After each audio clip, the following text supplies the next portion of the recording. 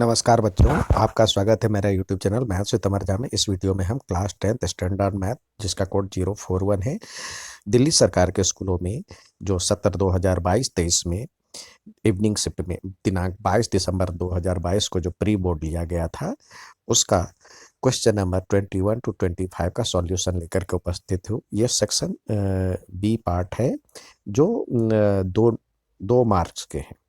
आइए क्वेश्चन की तरफ चले। सवाल दिया है, एक घड़ी एक मिनट घड़ी की मिनट की सुई की लंबाई 15 सेंटीमीटर है। एक घड़ी है, घड़ी सर्कुलर शेप में होता है। इस मिनट की लंबाई की सुई दिया हुआ है, यह 15 सेंटीमीटर। प्रातः 9:05 से 9:40 की समय अवधि के दौरान मिनट की सुई द्वारा रचित क्षेत्रफल ज्ञात कीजिए। The length of minutes hand of a clock is 15 centimeter. Find the area swept by the minute hand during the time period 9:05 to 9:45 p.m. इसको हम दो तरीके से बना सकते हैं। एक तो आप देखिए, ये 9:05 से 9:40 तक कितने मिनट हुए, ये हो गए 35 मिनट। और ठीक है, और ये एक चक्कर कंप्लीट लगाएगा तो 60 मिनट में लगाएगा, तो अपॉन में 60 कर दीजिए और इनटू एरिया ऑफ सर्कल क्या होता है, पाई आर स्क्वायर।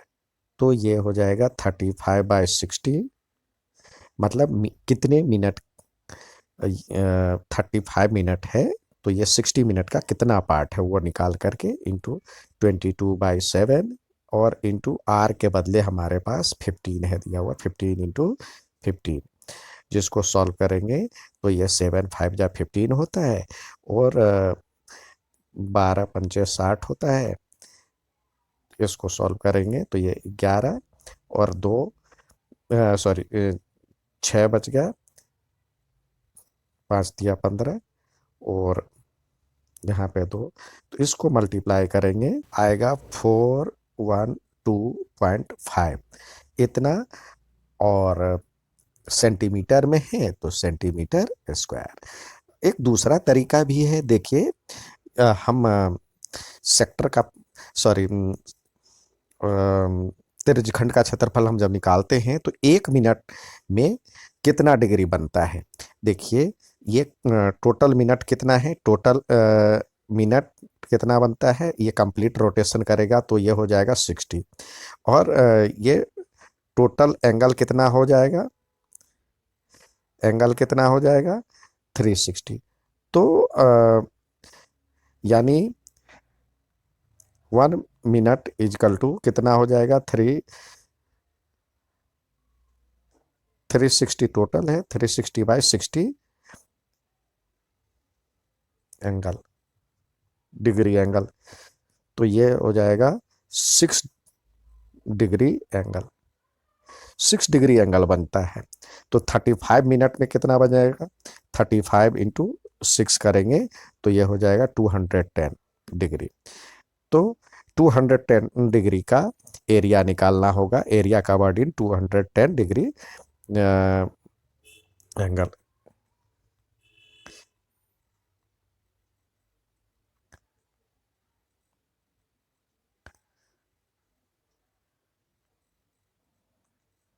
तो ये हो जाएगा 210 अपॉन में 360 इंटू पाई आर स्क्वायर होता है, तो 22/7 और आर की वैल्यू आपके पास है 15 × 15। तो यहाँ भी कट करके यह 7 आ जाएगा और 1 0 से 1 0 हो गया, फिर 3 से काटेंगे 3 7 जा और ये 12 3 जा होता है, फिर 7 से 7 कट करके फिर वही इसी तरह आंसर आ गया। तो जो कट करके हो जाएगा सॉल्व करने के बाद 412.5 सेंटीमीटर स्क्वायर। नेक्स्ट सवाल देखते हैं। नेक्स्ट सवाल दिया, वृत्त के चतुर्थांश का क्षेत्रफल ज्ञात कीजिए जिसकी परिधि दिया हुआ है। Find the area of quadrant of a circle whose circumference. तो सर्कल का सरकमफेरेंस दिया हुआ है 22, तो सरकमफेरेंस क्या होता है 2πr = 22। तो r = क्या हो जाएगा 2 × 22 7 इंटू आर इजकल टू 22, ये 22 से 22 चला गया तो आर इजकल टू हो जाएगा, ये ऊपर चला जाएगा 7/2। तो एरिया ऑफ सर्कल क्या होता है, area of quadrant, area of quadrant चतुर्थांश का क्षेत्रफल क्या हो जाएगा 1/4 और पाई आर स्क्वायर। तो ये 1/4 इंटू 22/7 इंटू 7/2 इंटू 7/2, जिसको ये कट जाएगा 2 हो जाएगा, ये 11।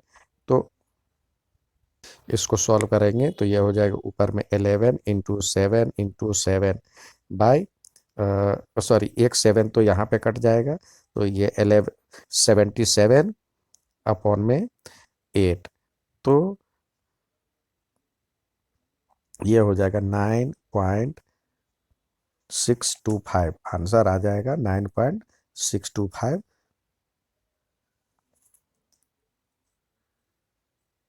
Centimetre cube, centimetre square.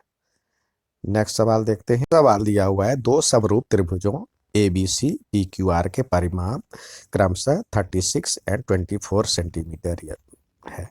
यदि P Q is equal to 10 centimetre है तो ए बी का मान ज्ञात कीजिए। The perimeter of two similar triangle A B C and PQR 36 and 24 centimeter respectively. If PQ is equal to 10 centimeter, find the value of AB. तो एक theorem है, ratio of perimeter of two similar triangles is equal to their corresponding sides, यानी दो समरूप त्रिभुजों का जो perimeter होता है उसका रेशियो, तो यहाँ पे लिखे perimeter of triangle A B C upon में perimeter of triangle P Q R, जो बराबर होगा इसके करस्पॉन्डिंग साइड के बराबर, यानी ए बी अपॉन में पी क्यू के। तो ये दिया हुआ है 36 अपॉन में 24, 36 अपॉन में 24, और ए बी की वैल्यू आपको ज्ञात करनी है। पी क्यू दिया हुआ है 10, तो ए बी की वैल्यू ज्ञात करनी है, पी क्यू दिया हुआ है 10। तो इस तरह से ए बी बराबर हो जाएगा 36 इंटू 10 अपॉन में 24, तो 12 दिया 36, 12 दूनी 24।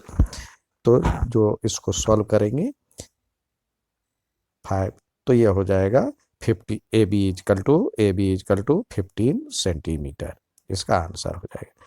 नेक्स्ट सवाल देखते हैं। नेक्स्ट सवाल है, सिद्ध कीजिए कि sine A plus cosec A का whole square is equal to cos A plus sec A का whole square is equal to 7 tan square A plus cot square A. तो इसको आइए सॉल्व करें। यहाँ पे LHS से लेके चलते हैं, ये है LHS हमारा, तो LHS बराबर में हो जाएगा, इसका होल स्क्वायर करेंगे तो ये हो जाएगा sine square A plus cosec square A plus 2 sine A into cosec A.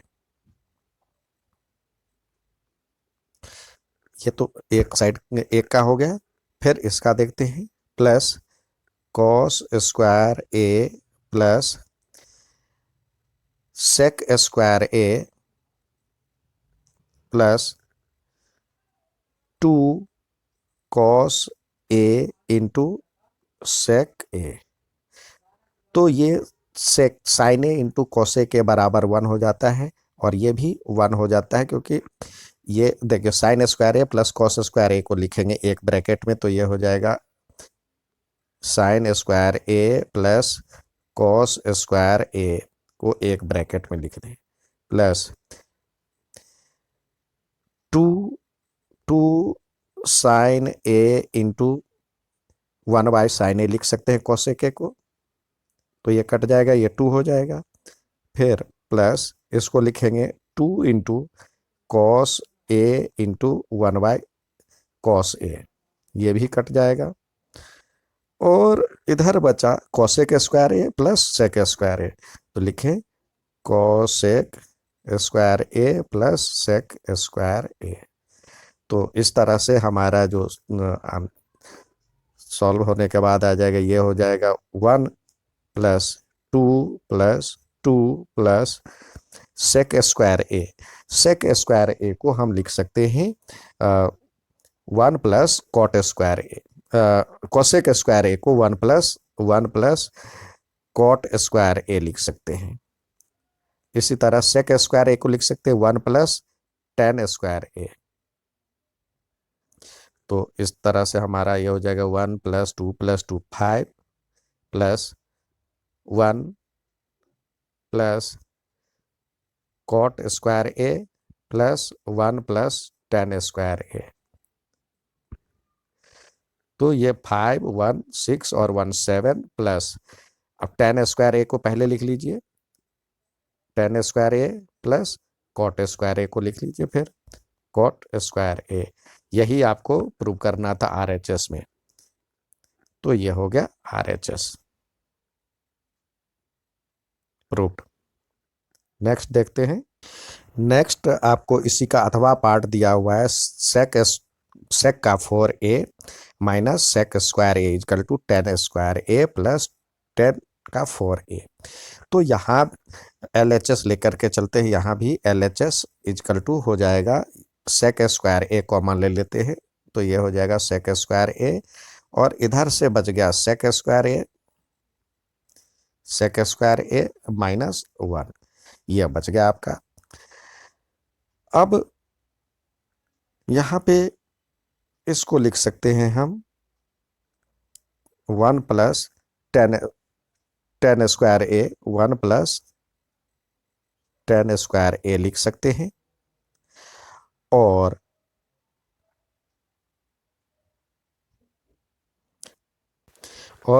Sec square A minus 1 equal to होता है टेन स्क्वायर ए, इसका वैल्यू होता है टेन स्क्वायर। तो इसको सॉल्व करते हैं, तो ये हो जाएगा टेन स्क्वायर ए प्लस 10 को 10 से करेंगे तो ये हो जाएगा 10 4a। यही प्रूव करना था, ये हो गया RHS। नेक्स्ट देखते हैं। नेक्स्ट सवाल 24 दिया हुआ, बहुत बढ़िया सवाल है। एक निश्चित समय पर एक हिरन पार्क में हिरनों और मानव आगंतुकों के सिर और पैरों की संख्या की गणना की गई। यह पाया गया कि वहां पर 29 सिर हैं और 132 पैर हैं। पार्क में हिरनों और मानव आगंतुकों की संख्या ज्ञात कीजिए। At a certain time in the deer park the number of heads and number of legs of deer and human visitors were counted, and it is found that there were 39 heads and 132 legs. Find the number of deer and human visitors in the park. हम मान लेते हैं let the number of deers is equal to x and number of human visitors is equal to y. तो according to question number of heads कह रहा है, तो सबके लिए एक एक होगा, इसके भी एक, तो यानी x plus Y equal to हो जाएगा 39। ये हो गया आपका पहला इक्वेशन। और कह रहा है according to question total number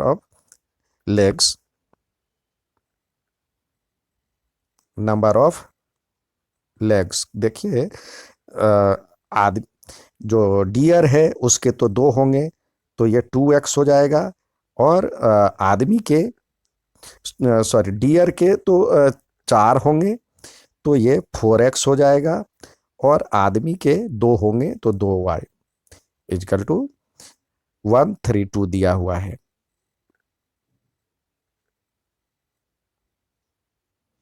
question में 132 दिया हुआ है, तो ये हो जाएगा 132।